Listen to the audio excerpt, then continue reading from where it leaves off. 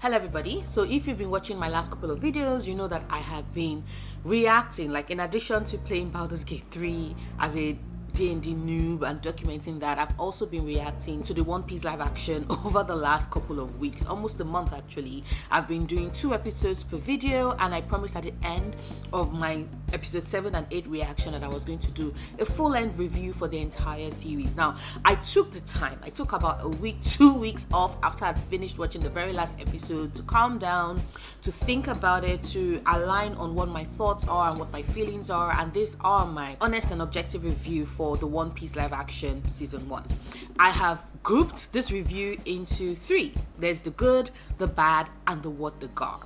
And if you're like, what do you mean by what the garb? Well, what the garb? Because if you watched that adaptation with me, you would understand why I have a whole ass category called what the garb. The pirates are coming! Pirates! Pirates! The pirates are coming! They're coming!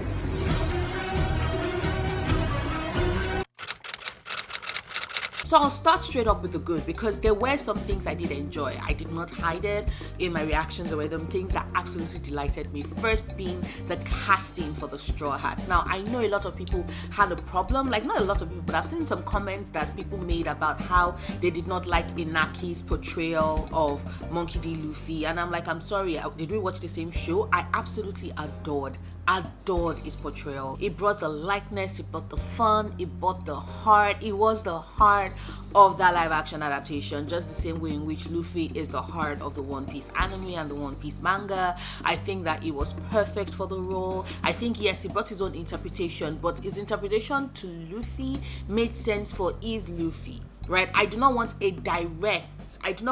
direct replica of the Luffy we get in anime and manga, because it's live action. Of course, they would want to give it their own unique spin, but even in their own unique spin, Inaki was perfect as Luffy. He had the spirit, he had the heart, he had the fire, he had the fun, he had the silliness, even the way in which his voice went. Like, I absolutely adore him, and I think a lot of people forget that Luffy, although he is the captain of the crew, based off of the ages that Oda gave them, he is one of the youngest people, right? Like, Zoro is older than him, Sanji is older than him, I think Nami is like a year older than him. I think the only Straw Hat that is about his age is probably Usopp a bit, and Chopper, of course, is meant to be the youngest of the crew. But like, he is one of the youngest, even though he's the captain. So that youthfulness, that joy, that energy, Inaki was able to bring it, and I think he portrayed Luffy brilliantly and beautifully well. Makenyu was perfect as Zoro. I absolutely adored him. I think, yes, it brought the very stoic, I'm not really going to say much, I just want to slash you, that Zoro brings, and I would love to see more of him, right? I would love to see more of him, especially if they continue through with the story of Zoro, right? But like, it was great as Zoro. Taz was fantastic as Sanji. He had Sanji's flirtations, right? Just the fact that Sanji puts in so much work, right, to hit on women and always falls flat on his face, except in Dressrosa. I love Taz.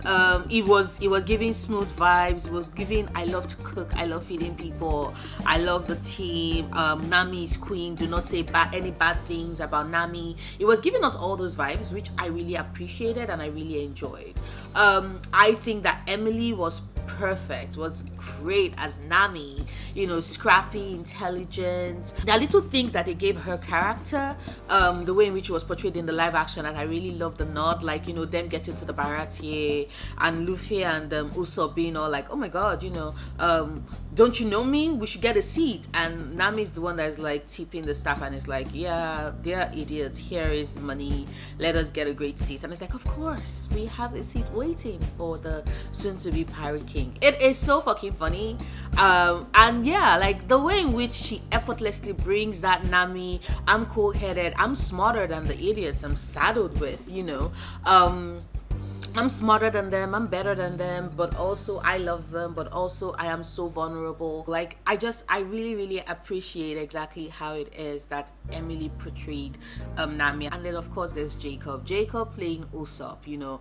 It's just it's given. It was just so fucking amazing. He was able to capture, you know, Usopp's silliness and goofiness and the way in which he exaggerates things and the way in which he lies effortlessly. And just how scared he is of things and how he's just willing to do things. Like even the casting of the younger members of the Straw Hats. I think I mentioned it in my reaction video that the casting director in this was really, really, like, really did a great job, because you can legit see the faces of the older Straw Hats in their younger ones, and you find it believable to be like, okay, yes, it makes sense that this person grew up to be this person. I still think that they probably should have gotten someone with a slight bit of, like, a slight facial structure for Zoro, younger Zoro, but it's still believable that he's the younger version of his older counterpart, right? Especially after, you know, Zoro leaves Shimotsuki village and like goes on his own journey in order to fulfill his promise to Kuina. So like I think that was brilliant. I think that was done well. The younger Straw Hats and the older Straw Hats were cast perfectly well for their roles. Still speaking of casting, because in the bad and in the world of God, I will talk about certain casting decisions and choices. Actually, more character choices and decisions. But I do think that the characters, like the casting for Shanks, for Kuro, for Arlong, were actually really spot on. Especially for Arlong, because like, if you've read, like, and I'm certain everybody has done that if you're watching this video, if you haven't, you should go check it out. But if you've read the One Piece manga or similar anime, you'll know that are coded as black, right? They are coded as black. The racism and discrimination that they experience, you know, coded as being anti-black and having them separate from everybody else. So the casting for Arlong, I think, was all like, okay, you know what, this was coded in this way in the manga, we're going to make it as overt as possible and put it in your face. And I think that was really done really well and really good. I enjoyed it. I still had a problem with the fact that they kept having Arlong move his head like he was posing in a photo shoot, but it was funny, so I would just take it as like kind of mannerisms, maybe fitting to Arlong's personality. That might be an interpretation that they gave him, which I do not mind at all, because it still fits, right? Arlong is somebody that believes that the fishmen have been treated horribly, and he's right about that, and so therefore there's a way in which he carries himself to compensate for that, to rage at a world that has discriminated against his people and exploited his people for so long. So that absolutely works for me, and I really did enjoy seeing that portrayed and how well they did that, right? So like I said, Kuro, great casting for Kuro, great casting for Shanks. I actually did enjoy the casting for Draco Milhawk. There are some affectations that it gave him that was like, why is this a choice? But that is more characterization as opposed to casting. I think that the casting was actually really done, and I actually think also that even though I hated the characterizations of Garp and Sword the Garp, which is coming a bit later, I do think that the casting for Garp was actually also not bad. The same thing with Mepo, the same thing with Kobe. If I'm being generous, like if I'm being honest, right, and let's get down to it, I do think that the casting was majorly like really, really good. I do not like the casting for Ben Beckman though, but that is also a personal bias for me, because Ben Beckman was sad. I know. Y'all have been like, oh, Nora has been honest so far and objective, and then boom, she decides to talk about the fact that as she was crushing, like, I'm sorry, I am crushing heavily on Ben Beckman. He's hot. He is hot. The Ben Beckman we got in the live action just did not give me the pizzazz. Other than that, every other one was actually pretty spot on. I also think that one of the good things they did were the little bits of additions and fleshing out the story that they did in the live action. Some of it was unnecessary and they would fit into the bad category, but some of those little additions were great because they helped to flesh out this world that they were living in. For example, having Kabaji, when he like has Zoro trapped, mentioned the fact that the reason why he resents Zoro is because Zoro actually hunted down and killed his brother to collect his bounty, right? I think that those little things, although we do not get them in the manga or anime, I think they do add a bit of layer and depth to the characters. So Kabaji is not just this failed circus performer who thinks that he has a chance in hell in beating Zoro as a swordsman. He's also a wounded, angry brother who is grieving and also upset that this person who murdered his brother does not even seem to remember him. So I think that like that added layer to the characterization of Kabaji really does help. So there are like little nods to that. There are little mentions that they reference that just makes you think of, you know, the One Piece world as being even wider than what we had gotten at this point of the story in the anime and the manga. It's like, okay, no, the world is larger beyond the East Blue. There are so many people beyond who it is that we meet, and I really do like those touches that they bring. Still speaking of touches, I like little things that the little character nods that they do. Like, for example, when it is that they're in Kaya's mansion, and then you had the Straw Hats, each of them awake at about the same time for different reasons. Luffy because he's hungry and he's looking for food, Zoro because he's looking for booze, and then you have Nami because she wants to steal a couple of things. Like, those little things really do make the story and make it so fucking satisfying, right? So speaking of like the little touches, right? The little touches that they put in to make the world more lived in, I think was brilliant. For example, the ships look actually like really look old, like look like they've been on the sea. Like, you know, the way in which the ship would, like, you logically would expect these ships to appear when they've been on the sea, and you know they've come in contact with seawater, and it's kind of like rusted off part of the veneer on the ship, makes it look slightly old. I actually really like how they did that, especially also with the houses, right? Because the anime and the manga has this world so shiny because it's what we get in that format. So the live action doing their bit to make it more lived in, I really did enjoy and I really did appreciate. And also the CGI. I think that's one of the good things about it. The CGI was not the best, right? But it was actually not bad. I actually thought it was going to be worse, especially, you know, when they are showing Luffy's powers, and this is something I have to give kudos to the team for, because Luffy's powers are not easy to bring from animation into live action. Like, he has Gomu powers, like he stretches, and seeing that depicted in a way, like, it's not easy. And the way in which, you know, they animate the elasticity of his body and how it bends and how it moves, it's done in a way that still functions in that format and does not look absolutely silly and goofy as hell, because it could have looked silly and goofy, but thankfully they did us right. Thankfully they treated us well. Thankfully they were like, we got you, don't worry, it's not going to be as horrible or terrible as you think it would be. So I actually think that, like, you know, the live action team, the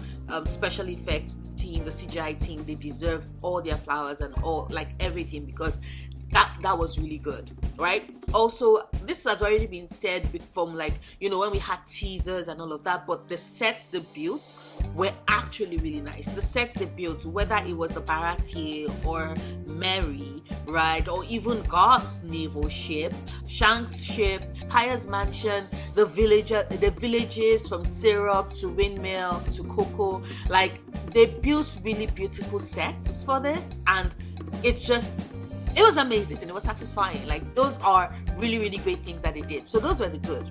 Now let us move to the bad, because the bad is a lot and so is what the garb. So now let us move to the bad. And one of the problems, I think, right, one of the first things that immediately comes to mind for me is the tonal shift and dissonance, right? Now, let me say this up front. One Piece as a story is very silly. It is silly, it is fun, it is entertaining, it makes us laugh. And it is silly up to the point where things get serious. It is silly up until the point where things get devastating, which is the reason why when they get serious and they get that turn, it hits us extra hard. Because up until that point, it's just been silliness, it's just been fun. And then you get hit with something that is horrible, right? You get hit with something that is devastating. You're having fun in the first couple of volumes, and then boom, you realize that, yeah, not all the pirates are as silly or as inept as Buggy or even Kuro to some extent, or even Don Craig. Because you get to Coco Village, and boom, you're seeing Arlong and the devastation that he and his pirates have caused to the village, and you're like, what the fuck, right? And that is just an example. But the whole point is that leading up to that point, it's always been slightly light-hearted. That is something that One Piece has always done. It's not as serious as Bleach has been from the very beginning, because Ichigo Kurosaki as a main character is a very serious person, right? It's not as heartbreaking as Demon Slayer is, right? It's not as hopeful as My Hero Academia gets. It's not even like, even Naruto does not have, it's not like wrapped up in the silliness, the way in which One Piece is. Because One Piece is a reflection of his main character, and Luffy as a main character is a very silly person up until when he has to fight for any of his friends. This live action seems to believe that it has to be serious like 70% of the time. Like, oh, if it actually is as silly and goofy as what the material it's adapting, like the belief that they are going to lose a lot of their audience, like, oh, they need to be more serious to garner a wider audience, which is sad, because like One Piece in itself does have a huge audience, right? From people that are interested in checking it out for the first time to the fans of the story, and we are quite a lot. And I think that is something that is a disservice that it did to the live action. Season 1 was just, it just had this tonal shift. You could see it in the way in which they had Garp interacting, and the way in which even Mihawk, like it was just so fucking serious. Why so serious? And that's the whole point, like I said, which is that it has to be light. It's ideally light and funny up until a point, so that when it gets really, really intense, it hits you in the face, like straight up punches you. Ties to the second thing that I think that they did, like what the bad for me in that adaptation, them killing Mary the man, right? Not Mary the ship. But them killing Mary was unnecessary, and I will give you the reason why. Still tying back to the fact that One Piece as a story is very unserious up until when it gets serious. Part of that is also the fact that nobody actually dies in One Piece until they die. So that way you are absolutely devastated and bereft. Because Oda sets up this expectation that everybody will survive. It's a fight, they will be captured, they might show up later again in the story. So when he actually does kill a very important character to us, 2 important characters, we spend forever waiting for them to be brought back. And they aren't. And the fact that up until that point nobody else had died is what makes that particular scene and that particular loss even particularly heartbreaking. And I think that them killing Mary does that part, like does their story a disservice. Why was that necessary? Like, I know it's trying to be its own medium, but I think it was not necessary at all. And another thing, like, you all know, I already said that I enjoyed Kobe as a character. I love the casting of Kobe, but I think that them trying to force him to be more relevant than he is way early in the story kind of did them a disservice. Like, they shot themselves in the foot. And I get it, because they casted this character, they're going to pay him. Like, they casted this actor, they're going to pay him, they want to get a lot of money for their buck. But like, them bringing him in like so much shoots themselves in the foot, because like, you have him at Syrup Village, and all that does is to show just how inept, the naval officers are at this point. And like, I don't know if this was conscious, because it contradicts their story, but it makes it seem like God is not really invested in catching Luffy like he thought he was, but like he was saying he was. But then you have him go out of his way to try and capture Luffy in Kokoyasi, and then it becomes I'm going to get to that in What the God. I'm jumping the gun. But I think that they tried so hard to make Kobe way too relevant than he is at this point of the story. Also, speaking of bounties, having Nezumi walk away from that scene to hand over the bounty does not make any sense. See, here is why I'm saying that, like, by trying to force feed these characters into these scenes, they shoot themselves in the foot. And by these characters, I mean Kobe, I mean God, because why on earth is Nezumi allowed to walk away from Coco Village to go make that report right? And like, get Luffy's bounty, because they were trying to keep with the anime. But that doesn't make any sense, because in the anime, Garp is not there.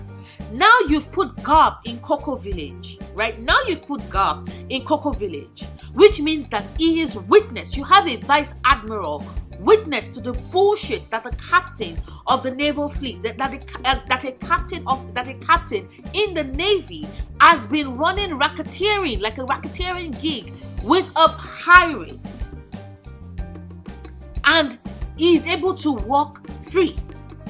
You have Garp there, who is aware of the shit Nezumi has been pulling, and is able to walk away and put in, a request to have a bounty placed on Luffy. Like, it makes zero sense.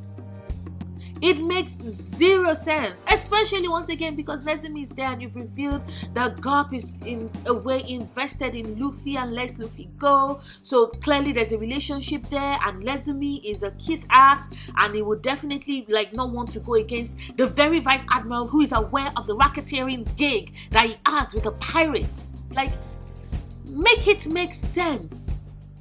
Make this make sense. It doesn't. No sense, nothing. Why? And that leads to something I think is part of the reason for this. I honestly think that the showrunners, they filmed this story. They made this show. Like, it seemed like a part of them was worried. A part of them was terrified that we might not get a second season or a third. And so they were driven to, bring up these characters and give them more of more visibility, so that fan faves will cleave to them and demand for push for more seasons. It's the reason why they keep making references to things that they could have waited until later, right? Like, imagine giving Syrup Village that title of, they are famous for their ships and building their ships. Like, no, because if you've jumped that gun, what are you going to say when you get to Water 7? Oh, then you'll not be like, oh, Syrup Village is famous for building their ships, but only in the East Blue. Like, the Grand Line, when you get to the big list, everybody knows this Water 7. Like, I have provided a way out for them, but it's very silly, because it was unnecessary. They could just be like, oh, let's check out the next village. Maybe we might be able to get some ships that we can use. Like, that is something they could have done. But making it, oh, Syrup Village is famous for their ship, that makes zero sense. Nada. Zero. Even the way in which they had the straw hats captured by Buggy was giving serious Thriller Bark vibes. Right? So I think that they put all of these things because they consider them like a nod to the fans, and some of them worked and some of them didn't, because some of them just made it seem like they were in such a rush, or like they were so terrified that they might not get renewed, that they want to put in a lot of these things in the hope that people would be like, oh yeah, I would love to see, but it was unnecessary. I think it was unnecessary. I think that they lost out big time on the significance of Zoro. After his defeat by Mihawk, being like, I would never lose again. And then going did you hear that? King of the Pirates. They did not have that. And I know this might seem like I am nitpicking, but I do think that there is a significance to the fact that of all the Straw Hats, Zoro is the first person to affirm that Luffy will be King of Pirates. I think that was significant to both him and his relationship with Luffy, and I think they did us a disservice by cutting that out. The same way in which they had Luffy and Zoro team up on the way in which you had Luffy interrupt in Zoro's fight, that makes no sense to him, to his character, because the one thing that Luffy and Zoro have, they have a lot of things, but one thing that they do share is a love and respect for each other's fights. Zoro is not going to interrupt Luffy's fight, and Luffy is not going to intrude on Zoro's fight. In fact, he gets very pissed when people attempt to intrude on Zoro's fights. It's the respect they have for each other, the belief and absolute trust that they have in one another, that, you know what, you say you're going to make this fight count. I am going to trust you, and I'm going to leave this handled and do something else. That has always been a key part of their characters, right? Even with Sanji as well, right? That's always been a core part of their story. And having like Luffy actually intrude on Zoro's fights with Morgan makes no sense. Having Luffy have to team up with Zoro to fight Morgan makes zero sense. None. And that leads me to the what the god part of this review, because let us talk about the fights. Let us talk about the fights and how it is that they do not know how to properly scale the fights, and why they drag out inconsequential fights for way too long and all of that. And the reason why I personally have a big problem with that, because what the fucking garb. One, Luffy's fight with Morgan should have been over in like 30 seconds max.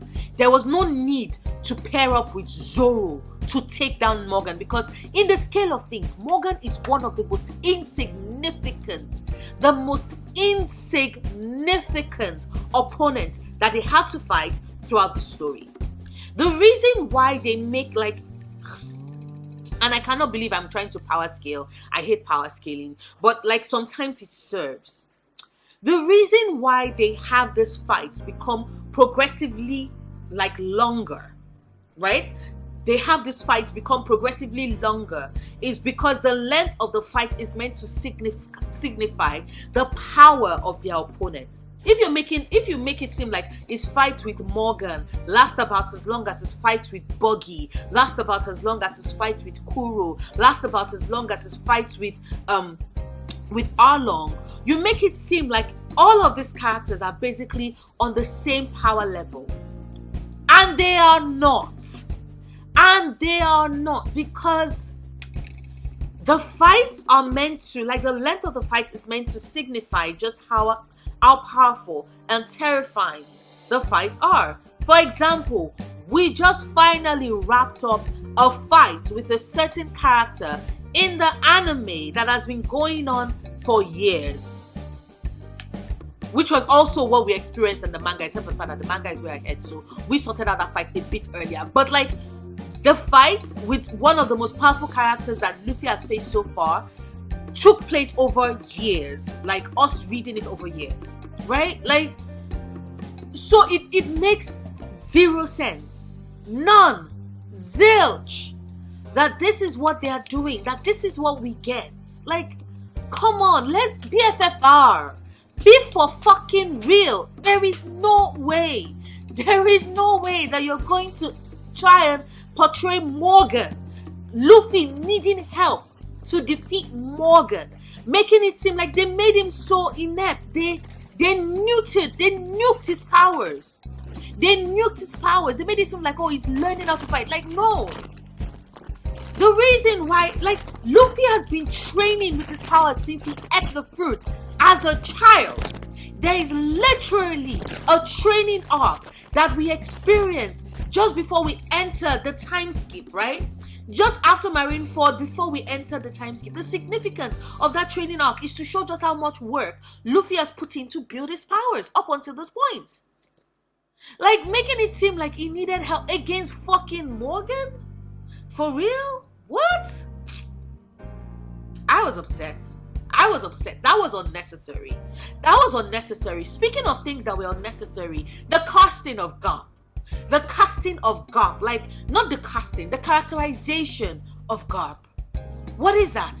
First and foremost, I hated the fact that they were all like, oh, we are going to review Garp as Luffy's grandfather. In the first season, it was unnecessary. It takes away the thrill, the surprise, the shock that we all experience when that is revealed to us at the end of the Water 7 saga. Right, so after they're done with Enies Lobby, as they're wrapping up the saga of Water 7, having Garp show up and then having Luffy at that point be like grandpa, it was just fantastic. Having it happen here now was just like unnecessary and like, oh god, like why? Because up until that point, you were unsure as to what Luffy's background is and everything else. Like, bringing it so early just kind of takes a lot of things away, because there's another character that you meet that is significant to Luffy, and now, like, I'm tired. Like, I don't even want to get into it because I do not want to spoil it for people that might be watching it that have not read the manga or seen the anime, so I have no idea about Luffy's family. But like, it's just very irritating. One, the characterization of Garp, they made him so serious, and I get it because at the end they're like, oh my god, I was just testing you, Luffy, ha ha ha ha ha ha. And I'm like, no, just like Luffy. The whole point of Garp being this silly, goofy man, like when we first see him in the early part of One Piece, Morgan escapes him, and all of us are looking like, how is this a vice admiral? Like, why are you so weak? Why are you so silly? So that when Garp really lets himself loose, when Garp really shows his capacity and strength, you are fucking shocked. And then when his connection and his relationship with Luffy is revealed, you're like, oh, that makes sense. Both of them are silly, goofy, love to eat, like really love meat, are very, like, do not take things so seriously up until they do. And then you're like, Luffy, you really are your grandfather's grandson. Like, there's a reason why these things are the way they are. And just losing that just makes it so confusing. Because the Garp we see for the longest time in the live action, by the time you make the connection, by the time they make the reveal that, oh, this is Luffy's grandfather, it doesn't fit, because you're like, how on earth does someone this serious, with this big stick up his ass, how does he raise a child like Luffy? And before you come to me and be like, oh, well, Luffy was technically not raised alone by Garp. Yeah, I know. But before he was, he was sent to you know who, he was raised by Garp. So, speaking of characterizations that I did not get the characterization of Buggy. Like, I've seen some people enjoy Buggy's portrayal in the live action, like people that have loved the anime and manga, and I'm like, good for them, great for them. I think that they thought that rather than Buggy, like Buggy was not good enough to serve as Buggy the Clown, so why not let us give another clown type character? We're going to give you the Joker from Batman. Specifically Joaquin Phoenix's Joker, because like that portrayal of Buggy was abysmal and an absolute mess and an absolute disaster, and I fucking hated it because they're like legit shots. There are shots that they made of Buggy that made me think like, oh, why is that giving me Joaquin Phoenix as Joker vibes? Go back and rewatch those scenes and think, when you have Joaquin Phoenix in your head, Joaquin Phoenix as Joker, look back at it and tell me you do not spot the resemblance. Because why was that necessary? Now, moving from characterizations we got to characters that we did not even get at all. Why did they not give us Archie? Like, rather than giving us Garp, right? And I get it, once again, it's probably because they're like, we paid for this actor, we are going to need him. But rather than give us Garp, they could have given us Smoker. Established that Smoker has been chasing Luffy, since the very beginning, since he started hearing of the Straw Hats, and then they come to a head in Logtown. Like, that would have been a better story. But rather than give us Garp, they could have given us Smoker and Archie. Because I'm certain that they're thinking, oh, we've paid Vincent Regan, he's a great actor, he brings a lot to the scene, and he does. But I would have thought that they could have waited. They could have waited and given us Smoker. The story would have tied in beautifully, and they could have given us Archie, like Smoker and Archie. Because why would you lose Archie as a character when you know he is significant in Sabaody? Archie is significant in Sabaody and is significant in the Fishman Island arc, right? The way in which his relationship, like, is significant both as who he is as a fisherman, but also his relationship to Arlong Pirates and Jinbei, and his relationship to fucking Nami. He is significant. Like,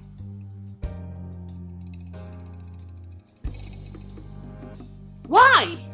Why? Like, the characters they needed to establish early, because they will play significant roles, and they will follow like character threads that you establish early in the later later stories and later arcs.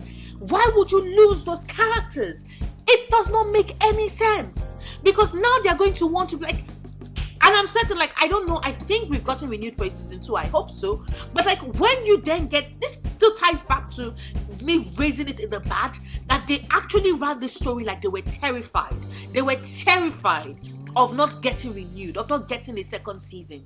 Because if you trust your own source, and if you believe in yourself, you will know why Archie is significant. Because when we get to Sabaody and we see Archie again, right, how are we going to tie it? How are we going to tie Archie's redemption? Why Luffy loves him? Like, come on. Why the Straw Hats love him? Nami's forgiveness. Like, all of these things are significant. All of these things are significant. Why? Like, these are choices. These are choices that they made that makes no sense. Unless what they are going to do is bring one of the pirates that were defeated in this, and then bring him into, like, you know, Sabaody and Fishman Island, which makes no sense, because of all the pirates that were in Island Pirates, Archie was the better one. Archie was the best. Archie was amazing. We love Archie. Why would you not give us Archie? Why? And I'm still going to go back again. Temporary going back. I still think that them revealing Garp as Luffy's grandfather, like I've already said, was an absolute mistake. I don't know what they were thinking. Then that stupid ass fight, the stupid fight that they had, Garp fight with Luffy, which once again makes no sense, because the only naval officer that really gives Luffy a run for his money is Smoker. And the significance to Smoker not being able to hold Luffy down in Loguetown is that the minute Luffy crossed over into the Grand Line, it became this powerful figure, this unstoppable figure, this figure that was so above what Smoker could possibly get to the point that the next time Luffy sees him in Arabasta, then in Punk Hazard, it's like, oh, Smoker, what's up? Like, that's the whole point. The fact that Luffy just keeps powering up. And the only time they could have slowed him down and kept him was in Loguetown. And Dragon interrupting meant that Smoker failed. Right? Failed in that. And that is something that Smoker regrets. Like, so there was a significance to that. Bringing Garp, one of the most powerful characters in the One Piece universe, period, and having him fight Luffy makes no sense. Makes no sense. None. That's all. Oh, you were testing me, Grandpa? What? What?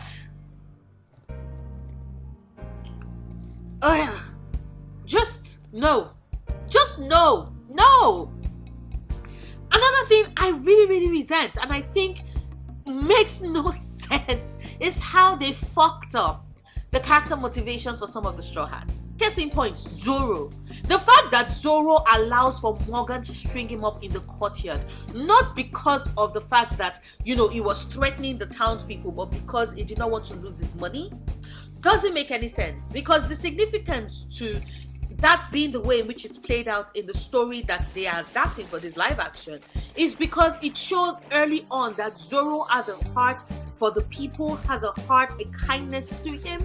That is something that Luffy sees and recognizes and appreciates, and that is one of the reasons why Luffy wants him in his crew. But also the reason why we love Roronoa Zoro, because he's stoic and he's silent and he's just holding his blade, and you would think he would otherwise be this person who is very cutthroat, but he has a heart. He has a heart and a fondness and a softness, right?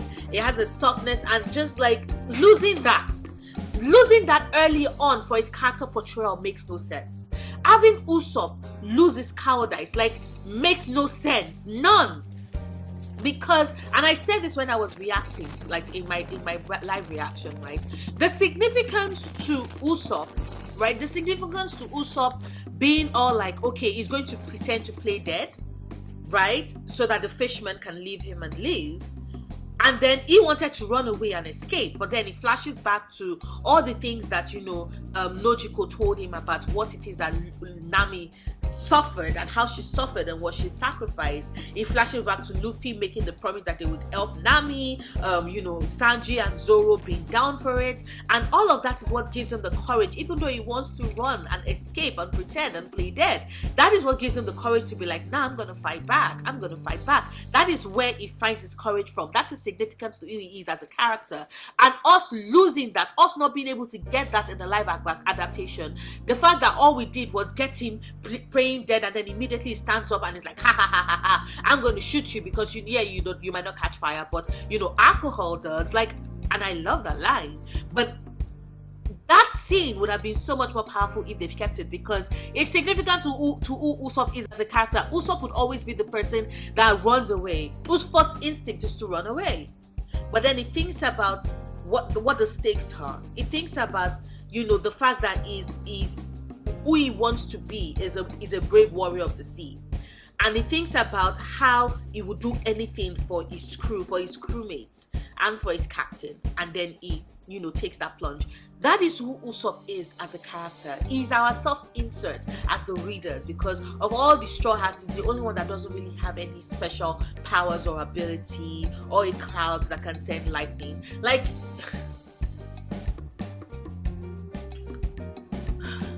and then also, speaking of Nami and Coco Village, like, why?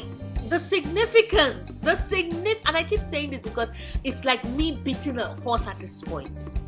But the significance of the people of Coco Village, being aware of Nami's plan with Arlong, the plan for her to buy back the village, like, them being aware from when Nami was a child, Nojiko being aware from when they were children, that the reason why Nami pairs up with Arlong and is working with Arlong is because she's trying to buy back her village.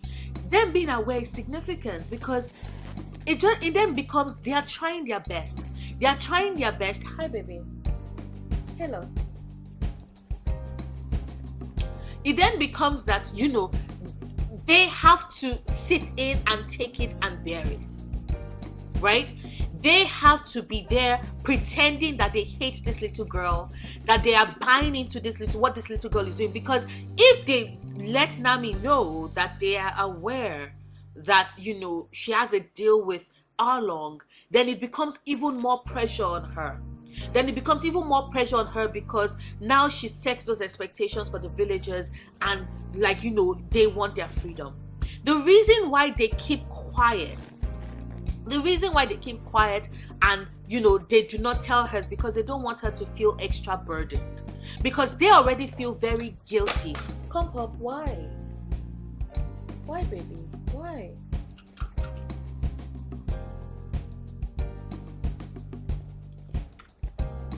The reason why, it's because, like I was saying, right? They don't want her to feel extra burdened. They don't want her to feel like they need to get she needs to work to get their freedom for them. It's the reason why when she finally does turn against Arlong and tells them like, oh, she's sorry, because when Arlong is like, you have to choose between me or the Straw Hats, and she turns to the people of her village and like, she's sorry, but she's going to have to ask them to die for her. Like, they are so ecstatic because they have been waiting. Because this is a burden they feel that her as a child should never have had to bear, because none of them as adults trusted Arlong, and they were right, and so it serves a particular purpose, and like losing that in the live action adaptation doesn't make any sense. There's a significance to these things. And finally, the fact that this live action created some sort of hierarchy within the Straw Hats, on the Merry, makes no sense. None. Zilch. Zero. Nada. Because there is no hierarchy. They are one of the only pirate crew, right? Shanks is the only other one. But they are one of the only pirate crew that don't really have a hierarchy. They act like a family. They are a family, right? Zoro's quabbles with Sanji is not driven by jealousy and this desire that they want to be, closer on the wrong in their relationship with Luffy. Like, that is not why they fight. They fight because it's a fucking running gag. They fight because it's a running gag that Oda has put in place, and they fight because they're like, oh, I'm stronger than you, I'm stronger than you. It's a gag, but it's not a I'm closer to Luffy than you are, and you're just feeling threatened because you think that I'm about to usurp your place in Luffy's mind or in Luffy's heart. Like, that is not what they're fighting for. That made no sense. That made zero sense. Why did they think that that in any way made any sense? Even up to the point of them being all like, oh, Zoro, Nami being all like, Zoro, you're his first mate, and then Zoro being like, I'm your first mate. Like, that is not their relationship. That has never been their relationship. This makes no sense. It makes zero sense. But yeah, that is the good, the bad, and the what the god.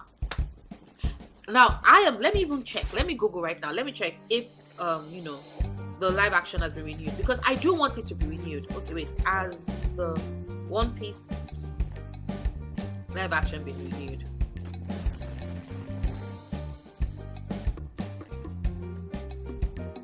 Okay. Yay! It was renewed. So, we're going to get to season 2. I sincerely hope that the writers, the showrunners, the directors, everybody takes their time and don't operate out of fear, because I really do love One Piece. Somebody made in my comment and were like, oh, my live action reaction to the episodes makes them has made them want to watch the show, and that is what I want. I want more people to watch it, but here is the thing.